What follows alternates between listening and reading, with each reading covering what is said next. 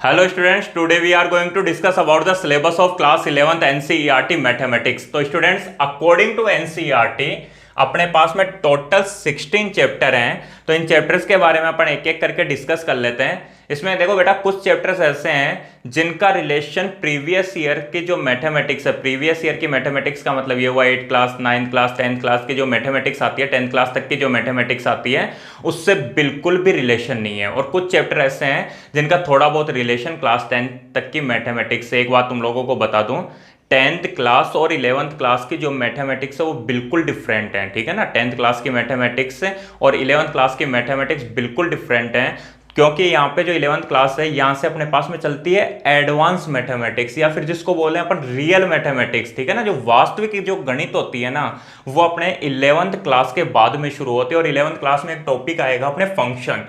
तो ये जो फंक्शन जो टॉपिक है इसके बाद में अपने पास में जो वास्तविक मैथमेटिक्स, रियल मैथमेटिक्स स्टार्ट होगी। तो इसके लिए एक देखो एडवांस मैथमेटिक्स है, हर टॉपिक को अपने को बारीकी से पढ़ना है। तो इसके लिए सबसे पहले अपन एक बार सिलेबस के बारे में डिस्कस कर लेते हैं कि अपने को पढ़ना क्या होगा। अभी अपने पास में 16 चैप्टर हैं। ये जो 16 चैप्टर होंगे ये बिल्कुल रिलेटेड है 12th क्लास की मैथमेटिक्स से। बिल्कुल मैं बोल रहा हूँ, हर चैप्टर का हर टॉपिक 12th क्लास की मैथमेटिक्स से रिलेटेड होगा। इसलिए 11th क्लास को बिल्कुल भी लाइटली मत लेना, क्योंकि अगर 11th क्लास में मैथमेटिक्स तुम लोगों को समझ में नहीं आई तो 12th क्लास में बिल्कुल भी समझ में नहीं आएगी। और दूसरी बात मैं तुम लोगों को ये बता दूं कि यहाँ पे 11th क्लास में जब तुम मैथ पढ़ रहे हो तो ये बिल्कुल भी मत सोचना कि अपने को 10th क्लास तक, मतलब 10th क्लास तक अपना लेवल क्या था। कोई फर्क नहीं पड़ता कि 10th क्लास तक तुम लोग कौन से स्टूडेंट हो, मतलब 33% वाले स्टूडेंट हो या 99% वाले स्टूडेंट हो, यहाँ पे बिल्कुल फर्क नहीं पड़ता, ठीक है। यहाँ से तुम लोगों को मेहनत करनी पड़ेगी, ठीक है। अगर मेहनत करोगे तो ये मैथमेटिक्स समझ में आएगी, वरना 99 वाला स्टूडेंट भी 34 पे पहुंचता है और 34% वाला स्टूडेंट भी 99 पे पहुंच जाता है। यहाँ पे ऐसा कुछ नहीं है कि अपन पहले बहुत इंटेलिजेंट थे या फिर बाद में बिल्कुल वीक स्टूडेंट हैं, ठीक है। कोई मायने नहीं रखता। बस ये ध्यान रखना कि अब तुम लोगों को बहुत अच्छे से मेहनत करनी पड़ेगी, जिससे मैथमेटिक्स, देखो यार, मैथ कभी ये नहीं बोल सकते कि मुश्किल होती है, ठीक है। कुछ स्टूडेंट होते हैं उनको लगती है कि मुश्किल है, ठीक है। वो क्या होते हैं, वो अपना खुद का दिमाग नहीं चलाते, इसलिए उनको थोड़ा मुश्किल लगता है। बाकी बहुत ईजी सब्जेक्ट है। और ये जो सिलेबस है अपना, ये आर्ट्स, कॉमर्स और साइंस, ठीक है ना। आर्ट्स, कॉमर्स और साइंस के जो स्टूडेंट है तीनों के लिए सेम सिलेबस रहेगा, सेम वही बुक चलेगी, ठीक है। चाहे आप आर्ट्स मैथ के स्टूडेंट हो, चाहे कॉमर्स मैथ के स्टूडेंट हो या साइंस मैथ के स्टूडेंट हो। और एक बात और बताऊं, मैथमेटिक्स जो है सबसे बढ़िया सब्जेक्ट है, ठीक है ना। सबसे बढ़िया सब्जेक्ट होने का मतलब ये हुआ कि जो बाकी जितनी भी सब्जेक्ट होती है ना वो मैथ से रिलेटेड होती हैं। अगर तुम लोगों को फिजिक्स पढ़नी है तो पहले तुम लोगों को मैथ आनी चाहिए, ठीक है। तुम लोगों को केमिस्ट्री पढ़नी है तो पहले तुम लोगों को मैथ के बारे में मैथमेटिक्स आनी चाहिए। जो मैथमेटिक्स है वो बाकी सब्जेक्ट्स के लिए बेसिक का ही काम करेगा। और ये जो 11th क्लास है अपने लिए, ठीक है, ये एक तरह से बेसिक क्लास है, ठीक है, जो क्लास से 12th है, जो क्लास 12th के लिए बेस का काम करेगी, ठीक है। अगर 11th क्लास तुम लोगों को बहुत अच्छे से आती है, 11th क्लास के जितने भी टॉपिक हैं ये तुम लोगों को बहुत अच्छे से आते हैं, तो 12th क्लास में तुम लोगों को बिल्कुल भी प्रॉब्लम नहीं आने वाली, ठीक है। 40% मार्क्स तो तुम लोग केवल 5 या 6 दिन पढ़ के ला सकते हो, अगर 11th क्लास की मैथमेटिक्स तुम लोगों ने ढंग से पढ़ रखी है तो, ठीक है। तो एक बार सबसे पहले एक बार सिलेबस के बारे में डिस्कस कर लें, उसके बाद में और बातें कर लेंगे, कोई दिक्कत नहीं है। तो देखो, सबसे पहला जो चैप्टर अपने पास में वो है बेटा सेट्स थ्योरी। ये जो दोनों चैप्टर है, फर्स्ट और सेकंड चैप्टर, है बिल्कुल अपने लिए नए हैं। तो थोड़ा बहुत बता देता हूं। देखो, सेट में अपन क्या पढ़ेंगे, सेट में पढ़ेंगे अपन कलेक्शन ऑफ ऑब्जेक्ट्स, ठीक है। सेट की जो डेफिनेशन होती है वो होती है a well defined collection of objects is called a set. वस्तुओं का सुपरिभाषित संग्रह समुच्चय कहलाता है। अब देखो यहाँ पे एक वर्ड आ गया, वेल डिफाइंड, वेल डिफाइंड, सुपरिभाषित।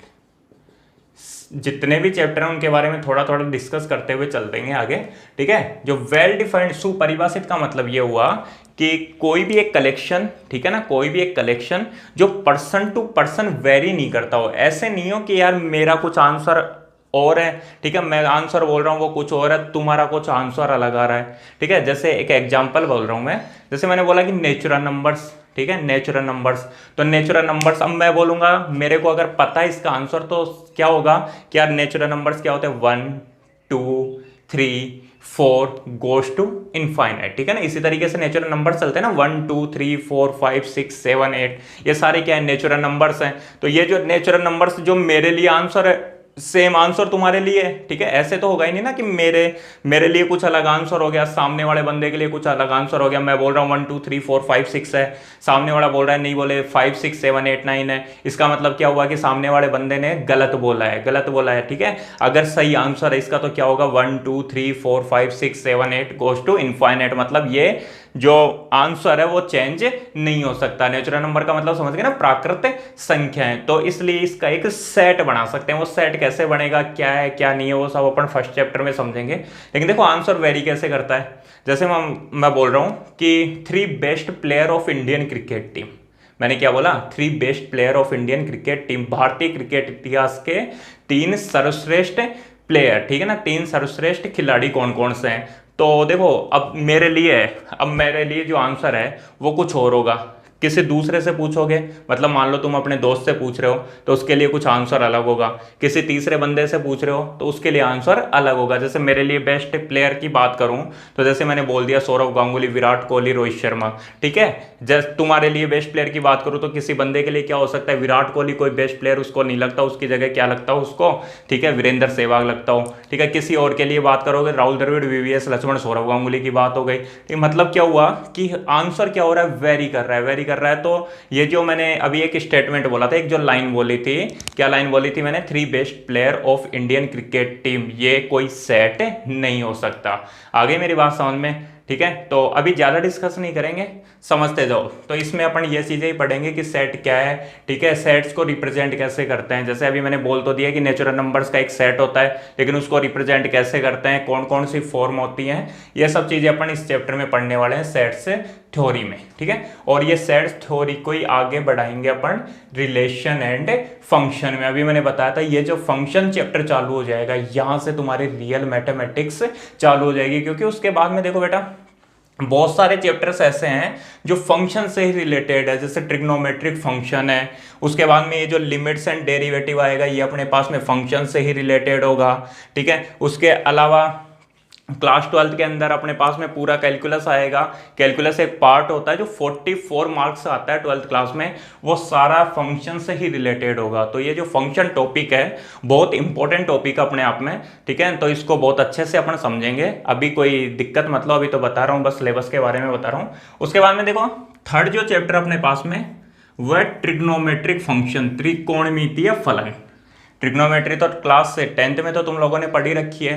अभी क्लास 10th में क्या होता था, एक बाउंडेशन होती थी। बाउंडेशन का मतलब क्या हुआ कि अपन जो भी एंगल पढ़ते थे वो 0 to 90 डिग्री तक पढ़ते थे, ठीक है। जैसे मान लो तुम लोगों ने साइन 0 की वैल्यू सीखी है, साइन 30 डिग्री सीख लिया, साइन 45 सीख लिया, साइन 60 डिग्री भी सीख लिया, साइन 90 डिग्री भी सीख लिया। लेकिन क्या तुम लोगों ने साइन 120 डिग्री की वैल्यू निकालना सीखी? नहीं सीखी होगी। साइन 150 डिग्री की वैल्यू नहीं सीखी होगी। तो अब अपन क्या करेंगे, अपन 0 90 180 मतलब टोटल जितने भी एंगल होते हैं, चाहे साइन 120 डिग्री हो, 720 डिग्री हो, साइन 1080 डिग्री की वैल्यू, इन सबकी वैल्यू फाइंड करना सीखेंगे। इसके अलावा अपन सीखेंगे जैसे साइन 15 डिग्री की वैल्यू, साइन 15 डिग्री क्या होता है, 0 पढ़ा है, 30 पढ़ा है, 15 नहीं पढ़ा ना तुम लोगों ने। साइन 22.5 डिग्री की वैल्यू पढ़ना सीखेंगे कि साइन 22.5, हाँ साइन 22.5 डिग्री की वैल्यू क्या होती है। इसके अलावा साइन 75 डिग्री, ठीक है, साइन 75 डिग्री की वैल्यू फाइंड करना सीखेंगे। तो ऐसे बहुत सारी वैल्यूज होंगी। तो ट्रिग्नोमेट्री जो है वो तुम लोगों ने एक बिल्कुल लिमिट में पढ़ी है, इसको अपन 11th क्लास में बहुत आगे तक लेके जाएंगे। और ये ध्यान रखना कि अगर तुम लोगों को ट्रिग्नोमेट्रिक फंक्शंस, देखो वही फंक्शंस है, ठीक है, फंक्शन जो मैंने बताया सेकंड चैप्टर संबंध एवं फलन, वही यहाँ पे आ रहा है ट्रिग्नोमेट्रिक फंक्शन। तो अगर तुम लोगों को ट्रिग्नोमेट्रिक फंक्शन ये जो चैप्टर है वो बहुत अच्छे से आता है, तो मेरे को नहीं लगता आगे तुम लोगों को प्रॉब्लम्स आएगी। क्योंकि ये जो चैप्टर है वो बहुत एक्सरसाइज कराता है। एक्सरसाइज का मतलब माइंड की एक्सरसाइज बहुत कराता है। तो तुम लोगों को बहुत अच्छे से और डिटेल में पढ़ना है। उसके बाद में फोर्थ चैप्टर अपने पास में प्रिंसिपल ऑफ मैथमेटिकल इंडक्शन, गणितीय आगमन का सिद्धांत, इसको शॉर्ट में बोलते हैं PMI, principle of mathematical induction. एक छोटा सा चैप्टर है। इसमें क्या होता है, इसमें जैसे कोई भी एक स्टेटमेंट हो गया। सबसे पहले तो बता दो स्टेटमेंट क्या होता है। स्टेटमेंट जो मैं बार बार बोल रहा हूँ ना, स्टेटमेंट क्या होता है। स्टेटमेंट का मतलब वो सेंटेंस वो सेंटेंस जिसके केवल दो ही आंसर होते हो, या तो ट्रू या फॉल्स। क्या बोल रहा हूं मैं, स्टेटमेंट किसको बोलते हैं, वो सेंटेंस, सेंटेंस तो कुछ भी बोल दो, ठीक है, लेकिन वो सेंटेंस जिसके केवल दो ही आंसर होते हो, या तो ट्रू या फॉल्स। जैसे पता है तुम लोगों को, लास्ट ईयर अपन 10th क्लास में थ्योरम्स प्रूफ करते थे, और थ्योरम्स का सबसे पहले क्या आता था, स्टेटमेंट आता था।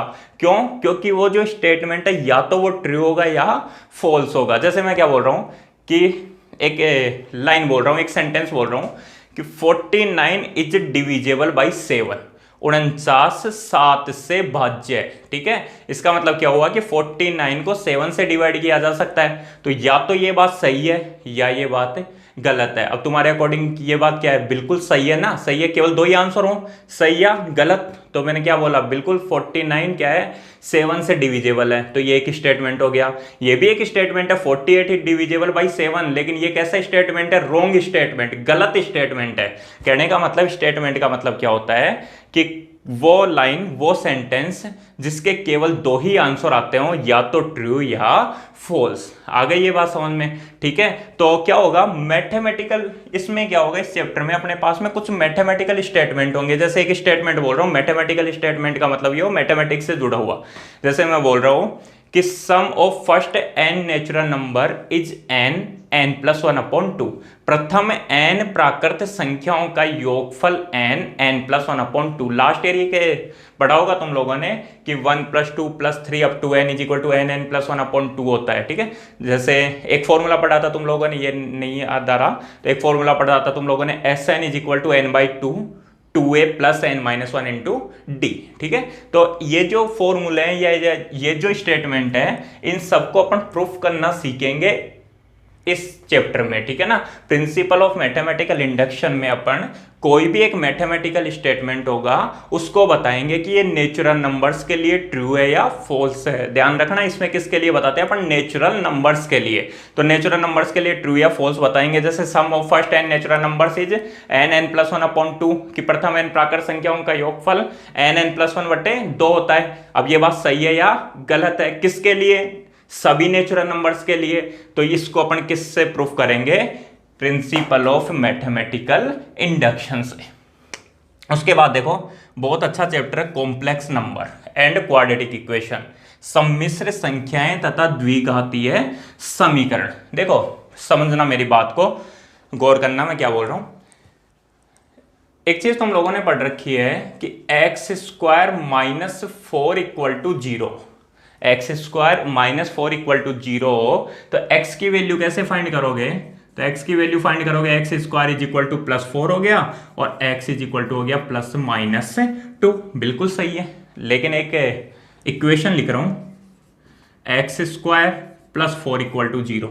अब x की वैल्यू बताओ कि x² + 4 = 0 हो, तो x की वैल्यू बताओ। तो तुम लोग क्या करोगे कि x² = -4, तो x क्या हो गया, √(-4). अब √-4 की वैल्यू बताना, देखें किसी के माइंड में चल रहा है क्या, √-4 की वैल्यू क्या आ रहा है माइंड में, -2। बेटा जैसे +2 को +2 से मल्टीप्लाई करने पर 4 आता है, वैसे -2 को -2 से मल्टीप्लाई करने पर भी क्या आता है, +4 ही आता है। ऐसा कोई नंबर है ही नहीं जिसको उसी नंबर से मल्टीप्लाई करे और माइनस का नंबर आ जाए, नेगेटिव नंबर आ जाए। रूट कैसे निकालते हैं, जैसे 4 का रूट +-2, मतलब +2 को +2 से मल्टीप्लाई करोगे तो भी 4 आएगा, -2 को -2 से मल्टीप्लाई करोगे तो भी 4 आएगा। लेकिन ऐसा कोई नंबर ही नहीं है जिसको उसी से मल्टीप्लाई करे और आंसर -4 आ जाए। ये मत बोल देना +2 को -2 से कर लो, +2 और -2 दोनों डिफरेंट नंबर है, अलग अलग नंबर है, ध्यान रखना। +2 को -2 से मल्टीप्लाई नहीं करेंगे, लेकिन +2 को +2 से करोगे तो भी +4, -2 को -2 से करोगे तो भी +4। इसका मतलब क्या हुआ, √-4 की वैल्यू अपन यहाँ पे फाइंड नहीं कर सकते। तो ऐसे जो नंबर्स होते हैं, इनको बोलते हैं इमेजिनरी नंबर्स, वो नंबर जिनका स्क्वायर नेगेटिव आता हो। जैसे x = √(-4) है, तो स्क्वायर करोगे तो क्या आ जाएगा, -4 आ जाएगा। तो ऐसे नंबर जिनका स्क्वायर करने पर नेगेटिव नंबर आता हो, तो उनको बोलते हैं इमेजिनरी नंबर से, ठीक है, काल्पनिक संख्याएं, ठीक है। एक चीज और ध्यान रखना, याद करना थोड़ा, 10th क्लास में b² - 4ac की वैल्यू निकालते थे तुम लोग, किसमें, क्वाड्रेटिक इक्वेशन में, ठीक है। और अगर ये <0 आ जाती थी, देखो यहाँ पे 3 स्टेटमेंट होते थे कि अगर ये >0 होगी तो इसके जो रूट्स आएंगे वो कैसे आएंगे, डिफरेंट आएंगे। ठीक है, डिफरेंट रूट्स आएंगे, आगे बात समझ में, और रियल रूट्स होंगे।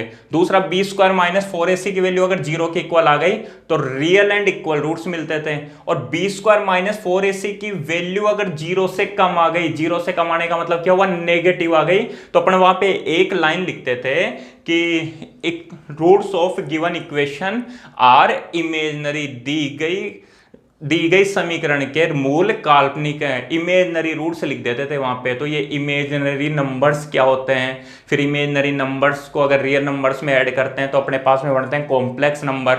मतलब यहाँ पे तुम लोगों ने लास्ट ईयर छोड़ दिया था, इसके बाद में तुम लोग इसका आंसर नहीं निकालते थे, बी स्क्वायर माइनस 4ac की वैल्यू लेस देन 0 हो गई तो यहाँ पे एक लाइन लिख देते थे कि ये इसके जो रूट्स आएंगे वो इमेजिनरी रूट्स आएंगे, काल्पनिक संख्याएं आएंगी। लेकिन अब अपन पढ़ेंगे कि यार ये काल्पनिक संख्या वास्तव में होती क्या है, ऐसे नंबर्स, ठीक है ना, ऐसी इक्वेशन जहां पे बी स्क्वायर माइनस 4ac की वैल्यू 0 से कम होती है, उनका सॉल्यूशन कैसे निकालते हैं, वो सब चीजें अपन पढ़ेंगे इस चैप्टर में। Complex number and quadratic equation, सम्मिश्र संख्याएं तथा द्विघातीय समीकरण।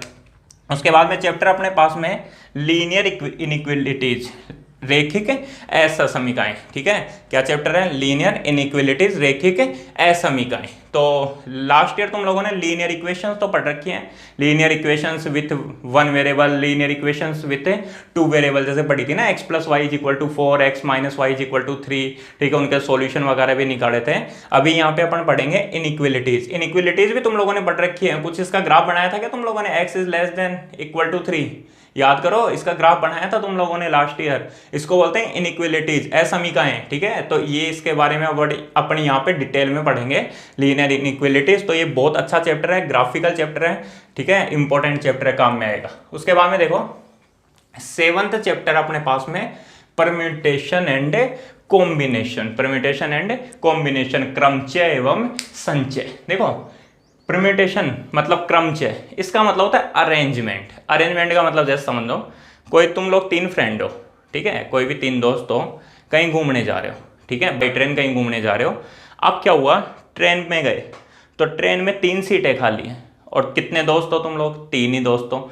तो वो 3 दोस्त इन 3 सीटों पे कितने तरीके से अरेंज हो सकते हैं, ये जो 3 फ्रेंड है, 3 जो दोस्त हैं, ये इन 3 सीटों पे कितने तरीके से अरेंज हो सकते हैं, उसी को ही बोलते हैं परम्यूटेशन, ठीक है। इसको अपन पूरी डिटेल में बात करेंगे। इन क्या बोला मैंने कि 3 दोस्त हैं और 3 ही सीट खाली हैं, तो उन 3 सीटों पे वो 3 दोस्त कितने तरीके से अरेंज हो सकते हैं, उसी का मतलब हो गया परम्यूटेशन। अरेंज होने का मतलब ये हुआ कि जैसे मान लो पहली सीट पे क्या हुआ, 3 दोस्त हैं जैसे, ठीक है, 3 दोस्त हैं, तो पहली सीट पे पहला दोस्त बैठ गया, दूसरी पे दूसरा, तीसरी पे तीसरा बैठ गया। ऐसे ही कोई जरूरी थोड़ी है, हो सकता है पहली सीट पे दूसरा दोस्त बैठ जाए, दूसरी सीट पे तीसरा दोस्त बैठ जाए, और तीसरी सीट पे पहला दोस्त बैठ जाए, ठीक है, इस तरीके से अरेंजमेंट हो सकता है ना।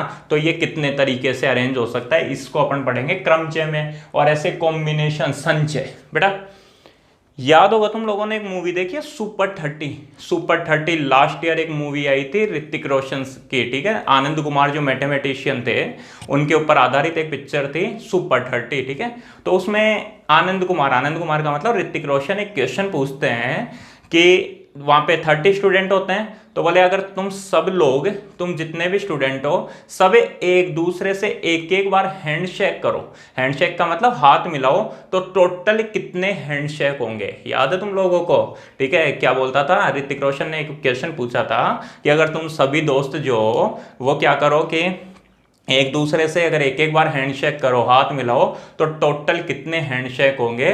तो ये जो इस टाइप के जो क्वेश्चंस होते हैं, ठीक है ना, इस टाइप के जो क्वेश्चंस होते हैं वो अपन कॉम्बिनेशन में पढ़ने वाले हैं। बहुत ही इंटरेस्टिंग टॉपिक है ये परम्यूटेशन एंड कॉम्बिनेशन, जो रिलेटेड है प्रोबेबिलिटी से, ठीक है, प्रोबेबिलिटी में भी काम में आता है और भी बहुत जगह काम में आता है। तो ये जो चैप्टर है अपने पास में परम्यूटेशन और कॉम्बिनेशन बहुत इंटरेस्टिंग है। तो वहां पे क्या आंसर होगा, ऋतिक रोशन को क्या आंसर मिला था, आंसर सही थे गलत थे, उन्होंने कैसे आंसर सोल्व करके दिया था, जो भी था वो सब चीजें अपन यहां पे पढ़ने वाले हैं कॉम्बिनेशन में। उसके बाद देखो बाइनोमियल थ्योरम, द्विपद प्रमेय, चैप्टर नंबर 8 होएगा अपने पास में बाइनोमियल थ्योरम। देखो अगर मैं तुम लोगों से पूछूं कि a प्लस बी का होल स्क्वायर क्या होता है, तो a प्लस बी का होल स्क्वायर तुम लोगों को पता है sir, a square plus B square plus 2ab, या फिर a square plus 2ab plus B square, ठीक है। a प्लस बी का होल क्यूब क्या होता है, ये भी पता है, a cube plus B cube plus 3a square B plus 3ab square, या a cube plus 3a² B plus 3ab² plus b³ लेकिन मैं पूछूं तुम लोगों से कि a प्लस बी की होल पावर 4 क्या होती है, a प्लस बी की होल पावर 5 क्या होती है, a प्लस बी की होल पावर 17 क्या होती है, या a प्लस बी की होल पावर 70 क्या होती है। a प्लस बी की होल पावर 70 के अंदर 15th टर्म क्या होगी, 15वां पद क्या होगा, ये सब चीजें कैसे पता लगेंगी अपने को। तो उसके लिए अपने पास में चैप्टर है बेटा बाइनोमियल थ्योरम, द्विपद प्रमेय। इस चैप्टर में अपन पढ़ेंगे a प्लस बी का whole square, a plus B की होल पावर क्यूब, ये जो अपन ने पढ़ रखे हैं ना फॉर्मूले, a plus B whole square, a plus B whole cube, ये सब रिलेटेड है किससे, द्विपद प्रमेय से। और इसी को आगे बढ़ाएंगे, a प्लस बी की whole power 4, a plus B की whole power 5, a plus B की होल पावर 7, 8, 10, 20, 50, और इसी के अंदर बहुत अच्छे अच्छे क्वेश्चंस मिलने वाले हैं अपने को। तो ये जो बाइनोमियल थ्योरम है इसके अंदर अपन पता लग गया क्या पढ़ने वाले हैं। उसके बाद देखो चैप्टर नंबर 9 है sequence and series, sequence and series, अनुक्रम एवं श्रेणी। देखो तुम लोगों ने पढ़ रखा है, एपी पढ़ी है तुम लोगों ने, अर्थमेटिक प्रोग्रेशन, समांतर श्रेणी, ठीक है। अब यहाँ पे अपन पढ़ेंगे जीपी, एपी तो पढ़ेंगे, वो जो 10th क्लास के क्वेश्चंस थे ना एपी के, वो एज इट इज काम में आने वाले हैं अपने पास में। जो वहां पे जो क्वेश्चन था as it is 11th class में आएगा, लेकिन उसके बाद में अपन पढ़ेंगे जीपी। जैसे एपी की डेफिनेशन क्या होती थी कि AP is a list of numbers in which each term is obtained by adding a fix value in previous term. AP में हर टर्म कैसे मिलती थी, उससे पहले वाले टर्म में एक फिक्स वैल्यू ऐड करते थे। जैसे 5 में 3 ऐड किया 8 में 3 ऐड किया 11 में 3 ऐड किया 14 में 3 ऐड किया 17। तो ये एक एपी हो गई, अर्थमेटिक प्रोग्रेशन, समांतर श्रेणी। ऐसे जीपी क्या होती है, जीपी में क्या होता है, हर टर्म को एक फिक्स वैल्यू से मल्टीप्लाई करते हैं। जैसे 5 में वहां 3 से क्या किया था, ऐड किया था, तो एपी बनी थी। यहाँ पे जैसे 5 को 3 से मल्टीप्लाई किया 15 को 3 से मल्टीप्लाई किया 45, फिर 45 को 3 से मल्टीप्लाई कर दिया 135। तो ये जो सीरीज बन रही है 5, 15, उसके बाद में 45, उसके बाद में 135, ये बन रही है एक जीपी, ज्योमेट्रिक प्रोग्रेशन, गुणोत्तर श्रेणी, जिसमें हर पद कैसे आए, गुणा करने पर आए, ठीक है। तो इसको क्या बोलते हैं अपन, जीपी पढ़ते हैं। और उसके बाद में एक और टर्म होती है, एक और सीरीज होती है एचपी, ठीक है। एचपी एक प्रोग्रेशन होता है, एचपी हार्मोनिक प्रोग्रेशन। तो अपन यहाँ पे पढ़ने वाले हैं एपी, जीपी और एचपी के बारे में बहुत अच्छे से पढ़ेंगे, ठीक है। तो उसके बाद में देखो नेक्स्ट जो चैप्टर आता है अपने पास में वो स्ट्रेट लाइन, सरल रेखाएं पढ़ा है तुम लोगों ने, याद है ग्राफ बनाते थे तुम लोग 10th क्लास में, कुछ ऐसे आता था x plus y is equal to 4, तो इसका ग्राफ बनाओ। तो कैसे बनाते थे, वो एक डब्बा सा बना देते थे, कुछ याद करो। ऐसे ये x होता था, ये y होता था। जैसे x की वैल्यू 1 तो y की वैल्यू 3, फिर x की वैल्यू 2 रखी तो y की वैल्यू भी 2 मिल गई। इस तरीके से कुछ वैल्यूज मिलती थी अपने को। उसके बाद में ऐसे एक ये ग्राफ बनाते थे जिसके अंदर जैसे मान लो 1,3 का है, यहाँ है 2,2 का है, जैसे यहाँ है, ठीक है, ये 2,2 आ गया। इनको मिला देते थे तो एक लाइन बनती थी, याद है, एक सीधी लाइन बनती थी। 3 पॉइंट लेते थे तो तीनों पॉइंट उसी लाइन के ऊपर आते थे, 4 पॉइंट लेते थे तो चारों पॉइंट उसी के ऊपर आते थे। ऐसे थोड़ी बनाई है तुम लोगों ने लाइन की, एक पॉइंट ये मिल गया, एक पॉइंट ये मिल गया, तो इसको कुछ इस तरीके से मिला दियो। ऐसे नहीं मिलाई ना, कैसे मिलाई थी तुम लोगों ने, ये लाइन, ठीक है। तो ये क्या बन गई, एक स्ट्रेट लाइन बन गई। इसी के बारे में अपने को डिस्कस करना है आगे बहुत अच्छे से, और बहुत डिटेल में डिस्कस करेंगे। इक्वेशंस कैसे बनती हैं, जैसे x + y = 4, ये स्ट्रेट लाइन की ही इक्वेशन है, ये स्ट्रेट लाइन की इक्वेशन है। और भी किस तरीके की इक्वेशंस बनती हैं, आगे इनका मैथमेटिकल क्या यूजेज हैं, ये सारी चीजें अपन यहाँ पे पढ़ने वाले हैं। उसके बाद देखो अपना चैप्टर है कोनिक सेक्शन, सांकव परिच्छेदन।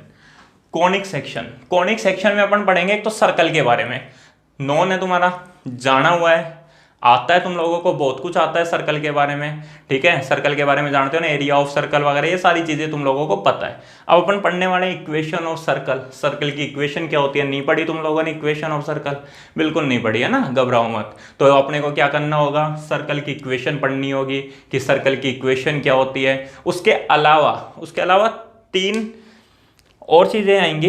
एक तो आएगा देखो सर्कल के बाद में अपन पढ़ेंगे पैराबोला, ठीक है। पैराबोला क्या होता है अभी तक नहीं पढ़ा अपन ने, तो सर्कल आएगा, सर्कल के बाद में आएगा पैराबोला, ठीक है। पैराबोला के बाद में आएगा अपने पास में इलिप्स, और इलिप्स के बाद में आएगा हाइपरबोला, ठीक है। चारों चीजें हैं, ठीक है, सर्कल, पैराबोला, इलिप्स और हाइपरबोला।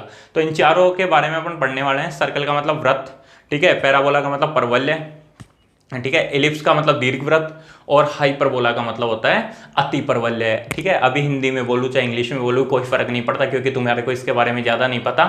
सर्कल के बारे में जरूर तुम लोग जानते हो। तो सर्कल क्या होता है, सर्कल के ऊपर पता है तुम लोगों को टेंजेंट बनती थी, तो वो जो सर्कल की टेंजेंट होती थी उसका क्या इक्वेशन होगी, उस सर्कल की खुद की क्या इक्वेशन होगी, उसके सेंटर कैसे फाइंड करें, ये सब चीजें अपन सीखेंगे यहाँ पे। और वही सेम चीजें पैराबोला, हाइपरबोला और एलिप्स के लिए सीखने वाले हैं यहाँ पे। शांक परिच्छेद बहुत इंपॉर्टेंट टॉपिक है क्लास 12th के लिए ये। उसके बाद देखो 3D, 2D तुम लोगों ने पढ़ रखा है, 3D यहाँ पे पढ़ लेंगे अपन, ठीक है ना, ज्यादा डिस्कस नहीं कर रहा है इसके बारे में। ठीक है, उसके बाद में अपना 30 नंबर चैप्टर आएगा लिमिट्स एंड डेरिवेटिव्स, सीमा एवं अवकलज। बहुत ही इंटरेस्टिंग टॉपिक है, कैलकुलस की स्टार्टिंग है। कैलकुलस का मतलब अभी शुरू में बताया था ना, वो 44 मार्क्स की जो 12th क्लास में आती है वो। ठीक है, यहां से अपन पढ़ने वाले हैं लिमिट्स एंड डेरिवेटिव। यहां से जो चैप्टर बनेंगे ना आगे जाके 44 मार्क्स के बनने वाले हैं। सोचो 80 में से 44 नंबर, ये जो चैप्टर है ये बेसिक बनेगा उसका। ये तुम लोगों को बहुत अच्छे से आना चाहिए। सीमा क्या होती है, ठीक है, सीमा का मतलब ऐसे मत सोचना वो पड़ोस में रहती है वो वाली सीमा, वो सीमा नहीं है, ठीक है, कुछ अलग है। तो सीमा एवं अवकलज, लिमिट्स एंड डेरिवेटिव अपन पढ़ने वाले हैं। जैसे थोड़ा सा तुम लोगों को बता दूं कि जैसे एक x² - 4 अपॉन x - 2 लिखा हुआ है, यहाँ पे x = 2 पे क्या वैल्यू होगी, तो x = 2 रख दोगे, मान लो कहाँ पे x = 2 रख दोगे तो 2² 4 होता है, 4 - 4 मतलब 0, और अपॉन में भी 2 - 2 मतलब 0, तो 0/0। और देखो 0/0 को बोलते हैं अपन इनडिटर्मिनेट फॉर्म, अनिर्धारीय रूप। क्यों बोलते हैं वो बाद में बताऊंगा, इनडिटर्मिनेट फॉर्म बोलते हैं। तो यार 0/0 इसका मतलब इसका कोई आंसर निर्धारित नहीं कर सकते, अनिर्धारीय रूप है, ठीक है, कोई आंसर निर्धारित नहीं कर सकते, इनडिटर्मिनेट फॉर्म। तो ये बेटा निर्धारित नहीं कर सकते। यहीं से एक क्वेश्चन आता है कि यार कुछ तो आंसर होगा, कोई आसपास की वैल्यू निकालनी पड़ती होगी, तो वो ही अपनी स्टार्टिंग होगी इस चैप्टर के लिमिट्स की। और उसके बाद में डेरिवेटिव्स अपन पढ़ेंगे, ठीक है ना। डिफरेंशिएशन बहुत इंपॉर्टेंट टॉपिक है तुम्हारे फिजिक्स के लिए भी, ठीक है, फिजिक्स में बहुत जगह तुम्हारे को ये पता लगेगा। डेरिवेटिव्स शुरू में स्टार्टिंग से ही आ जाएंगे, ठीक है, डेरिवेटिव्स तो शुरू में थोड़ा बहुत तुम लोग सीख लोगे, और उसके बाद में अपन पूरी डिटेल में यहाँ पे बात करेंगे डेरिवेटिव्स के बारे में। उसके बाद देखो मैथमेटिकल रीजनिंग, गणितीय विवेचन, प्योरली लॉजिकल चैप्टर है, ठीक है ना, लॉजिकल चैप्टर है तो इजी है, सिंपल है, समझ में आ जाएगा, ठीक है, कोई दिक्कत नहीं आएगी। उसके बाद में स्टैटिक्स, 10th क्लास में जिसको पास होना होता था उसको क्या करते थे, स्टैटिक्स पढ़ा देते थे कि बेटा क्या कर ले, मीड मोड मीडियन निकाल ले, ठीक है ना, माध्य बहुलक ये सब सीख ले, पास हो जाएगा, तेरा भी भला मेरा भी भला, यही होता था, ठीक है। लेकिन यहाँ पे अपन स्टैटिक्स को थोड़ा और आगे पढ़ेंगे। वहाँ पे स्टैटिक्स में कुछ कमियां थी, ठीक है, वहाँ पे जो अपन 10th क्लास तक जो स्टैटिक्स पढ़ते थे उसमें कुछ कमियां थी। बोले सर हमारे को तो कोई कमी नहीं नजर आई, ठीक है बेटा, तुम्हारे को नजर नहीं आई, लेकिन कुछ कमियां थी, उन कमियों के बारे में डिस्कस करते हुए अपन स्टैटिक्स को आगे बढ़ाएंगे। तो वो स्टैटिक्स का जो चैप्टर है वो यहाँ पे भी डाल रखा है अपने लिए, ठीक है, अच्छा चैप्टर है, कोई दिक्कत नहीं। उसके बाद में प्रोबेबिलिटी, अरे वाह सर, बोले सबसे इजी चैप्टर लगता था 10th क्लास में। क्या होता था, बोले एक सिक्का उछलता था, ठीक है, सिक्का उछला, हेड आएगा 1/2, टेल आएगा 1/2। सिक्का नहीं उछालते थे तो क्या करते थे, डाइस को फेंक देते थे, ठीक है, एक पासे को फेंक देते थे, पासे पे क्या होता था, वो बोले 2-4 क्वेश्चन आ जाते थे, 1 की क्या प्रोबेबिलिटी है, 2 की क्या प्रोबेबिलिटी है, ये सारी चीजें बिल्कुल यहाँ पे भी पढ़ेंगे अपन। सेम जो क्वेश्चन वहां थे वो सेम क्वेश्चन यहाँ भी अपने पास में आने वाले हैं। उसके अलावा क्या होता था, बोले सर थोड़ा सा मुश्किल बनाने के लिए एक सिक्के को 2 बार उछाल देते थे, और थोड़ा मुश्किल बनाने के लिए एक सिक्के को 3 बार उछाल देते थे, याद है ना, ठीक है, कि कोई भी सिक्का है, कोई एक कॉइन है, उसको 3 बार उछालते हैं तो तीनों बार हेड आने की प्रोबेबिलिटी, तीनों बार टेल आने की प्रोबेबिलिटी, ठीक है। या फिर वो पेन वाले क्वेश्चन की 12 पेन खराब है, 132 पेन सही है, ये सारी चीजें अपन ने वहां पे पढ़ रखी है। प्रोबेबिलिटी मतलब प्रोबेबिलिटी का बेसिक, वास्तव में बेसिक कंसेप्ट क्या है वो अपन ने वहां पढ़ रखा है। लेकिन बेटा ध्यान से देखना 10th क्लास की बुक को, उसमें बहुत सारी डेफिनेशंस थी जो तुम लोगों ने छोड़ दी थी। एक पेज ऐसा था प्रोबेबिलिटी की स्टार्टिंग में जहां पे देखना रैंडम एक्सपेरिमेंट क्या होते हैं, ठीक है, इवेंट्स क्या होती हैं, घटनाएं, ठीक है, ये सारी चीजें तुम लोगों ने छोड़ दी थी। तो एक एक चीज मतलब दोबारा से अपने को क्या होगा, प्रोबेबिलिटी स्टार्टिंग करनी पड़ेगी। सबसे पहले अपन प्रोबेबिलिटी की डेफिनेशन पढ़ेंगे कि प्रोबेबिलिटी वास्तव में है क्या। उसके बाद में अपन प्रोबेबिलिटी की जो डेफिनेशंस है वो पढ़ने वाले हैं, क्योंकि 12th क्लास में अपन रिवर्स रिवर्स प्रोबेबिलिटी पढ़नी पड़ेगी अपने को, ठीक है। क्वेश्चन ही समझ में नहीं आता पूछ क्या रहा है, ठीक है। बहुत ही अच्छा टॉपिक है, जितना इजी 10th में था, ठीक है, उतना ही मुश्किल 11th में और उससे ज्यादा मुश्किल 12th क्लास में होने वाला है। लेकिन घबराओ मत, अपने लिए इजी रहेगा, ठीक है। क्यों? क्योंकि अपन पढ़ेंगे बेसिक से, तो कोई दिक्कत नहीं है। तो उसके बाद में अपने पास में कौन सा चैप्टर हो गया? लास्ट चैप्टर हो गया प्रोबेबिलिटी। और इस तरीके से अपना क्लास 11th का सिलेबस कंप्लीट हो जाएगा और उसके बाद में तुम आ जाओगे क्लास 12th में। देखो अभी तो 11th में आए थे थोड़ी देर पहले, 12th में भी पहुंच चुके हो तुम लोग। तो क्या बताया मैंने, ये सारे चैप्टर्स अपने को पढ़ने हैं, मुश्किल नहीं है, बहुत इजी है मैथमेटिक्स। थोड़ी देर पहले बोला था, दोबारा से बोल रहा हूँ, ये कोई मायने नहीं रखता, ठीक है। ये कुछ भी इंपॉर्टेंट बात नहीं है कि तुम्हारे 10th क्लास में कितनी परसेंटेज थी या 10th क्लास में तुम्हारे को मैथमेटिक्स कितनी आती थी, कोई दिक्कत नहीं है। 11th क्लास की मैथमेटिक्स 10th क्लास की मैथमेटिक्स से बिल्कुल डिफरेंट है, ठीक है। बहुत अच्छे से तुम लोगों को एक एक लाइन पढ़नी पड़ेगी। वहां पे अपन डेफिनेशंस को इग्नोर करते हुए चलते थे, ज्यादा कुछ नहीं पढ़ते थे। यहाँ पे तुम्हारे को बिल्कुल डेफिनेशंस भी पढ़नी पड़ेंगी, थ्योरी भी तुम्हारे को बहुत अच्छे से पढ़नी पड़ेगी, और उसके बाद में अपने को क्वेश्चंस पढ़ने पड़ेंगे। क्वेश्चन क्या होते हैं? क्वेश्चन होंगे यहाँ पे लॉजिकली, ऐसे नहीं वहाँ पे रट दिए, ठीक है, थ्योरम्स को रट दिए और चल गया काम, ऐसा कुछ नहीं होगा। यहाँ पे सब कुछ तुम लोगों को समझना पड़ेगा। बहुत इंटरेस्टिंग सब्जेक्ट है यार, बहुत इंटरेस्टिंग सब्जेक्ट है। तुम्हारे माइंड में नहीं आ रहा कि क्या होता है जब नेगेटिव होता है, बी स्क्वायर माइनस 4ac की वैल्यू 0 से कम होती है तो क्या होगा? ये सारी चीजें अपने को यहाँ पे पढ़नी पड़ेंगी, ठीक है। कैसे क्वेश्चंस प्रूफ करते हैं, ठीक है। बहुत मतलब ऐसे फील करोगे कि वास्तव में मजा सा आ गया, ठीक है। उसके बाद में देखो ये सारी चीजें तुम लोगों को समझ में आ गई होंगी। एक बताया था, आर्ट्स कॉमर्स और साइंस वालों के लिए सबके लिए सिलेबस सेम रहेगा, कोई प्रॉब्लम नहीं आएगी। तो तीनों के लिए एक साथ क्लासेज हो जाएंगी, ठीक है। तीनों समझना, अच्छे से समझना, रेगुलर मेहनत करना, इजी हो जाएगी मैथमेटिक्स, ठीक है। कभी भी देखो किसी भी फील्ड में जाओ, साइंस मैथ इंपॉर्टेंट है यार, ठीक है। आसपास के लोग बहुत सारे बोल रहे होंगे, ठीक है, साइंस मैथ ये, साइंस मैथ वो, बहुत सारी चीज़ें तुम लोगों ने सुन ली होंगी। वास्तव में बहुत अच्छी सब्जेक्ट है साइंस मैथ हो, चाहे कॉमर्स मैथ हो, चाहे आर्ट्स मैथ हो, तीनों ही अच्छे सब्जेक्ट हैं। लेकिन ये बोल रहा हूँ कि मैथमेटिक्स का पीछा मत छोड़ना, क्योंकि एक बार मैथमेटिक्स छूटी तो उसके बाद दोबारा नहीं आने वाली समझ में। और कोई भी एग्जाम होता है, चाहे तुम लोग सीए का एग्जाम दो, ठीक है, चाहे तुम लोग कोई भी कंपटीशन एग्जाम दो, मैथमेटिक्स बहुत इंपॉर्टेंट रहती है।